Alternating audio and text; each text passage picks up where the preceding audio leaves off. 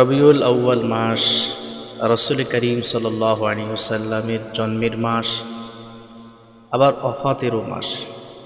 নবী করিম সাল্লাল্লাহু আলাইহি ওয়াসাল্লাম এই মাসে জন্মগ্রহণ করেছেন। এটা যদিও সুনিশ্চিত বলা যায় না, তবে নবী করিম সাল্লাল্লাহু আলাইহি ওয়াসাল্লাম এই মাসে ইন্তেকাল করেছেন, এটা গ্রহণযোগ্য মতামত, উম্মতের ইজমাও রয়েছে বটে। 12 রবিউল আউয়ালকে সামনে রেখে আমাদের দেশের মানুষগুলো দুই শ্রেণীতে বিভক্ত হয়ে যায়। একটা হলো ঈদ এ মিলাদুন নবীর পক্ষে, আর একটা দল হলো ঈদ এ মিলাদুন নবীর বিপক্ষে। পক্ষে বিপক্ষে উভয়ের মধ্যে ব্যাপক আলোচনা হয়। যারা পক্ষে তারাও দলিল দেন, যারা বিপক্ষে তারাও দলিল দেন। বিষয়টি প্রমাণ করার জন্য উভয়ের দলিল যদি খণ্ডন করা হয় তাহলে একটা বিষয় দাঁড়াবে। আমরা উভয়ের দলিলগুলো পর্যালোচনা করার সুযোগ এখানে পাচ্ছি না। তবে যে সমস্ত ভাইরা ঈদ মিলাদুন নবীকে উদযাপন করে থাকেন কিংবা পালন করে থাকেন 12 রবিউল আউয়ালকে সামনে রেখে বা 12 রবিউল আউয়ালকে উদযাপন করার জন্য রাষ্ট্রীয়ভাবে কোনো বিজ্ঞপ্তির মাধ্যমে এটা প্রকাশ করা হয় এবং কি দেশব্যাপী এটি আয়োজন করার জন্য, পালন করার জন্য একটা বিজ্ঞপ্তি প্রচার করা হয়, লিফলেট প্রচার করা হয় এই 12 রবিউল আউয়ালকে উদযাপন করার জন্য।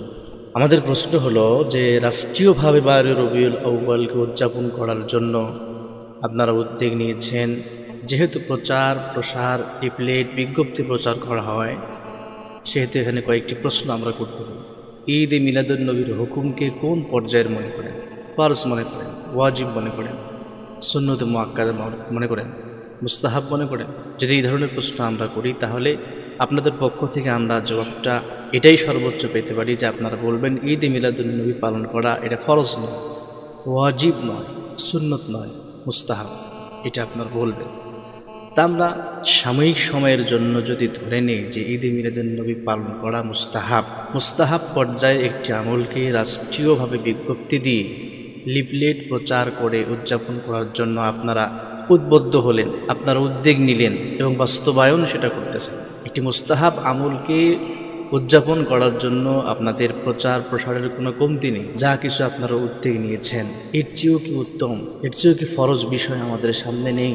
রাষ্ট্রীয়ভাবে 12 রবিউল আউয়াল আপনাদের মতে মুস্তাহাব একটি আমলকে আমল করবার জন্য বিজ্ঞপ্তি লিফলেট প্রচার করা হয়, অথচ নামাজের মতো, সালাতের মতো একটি ফরজ সেটিকে রাষ্ট্রীয়ভাবে বিজ্ঞপ্তির মাধ্যমে বা রাষ্ট্রীয়ভাবে এটা পালন আদায় করার জন্য কোনো ঘোষণা আদৌ পর্যন্ত করার দাবি আপনারা যাকাতের মতো একটি ফরজ বিধানকে রাষ্ট্রীয়ভাবে আদায় না করতে 12 রবিউল আউয়ালের মুস্তাহাব আমলকে আমল করবার জন্য আপনারা প্রচার প্রসার করতে কোনো কমতি করলেন না।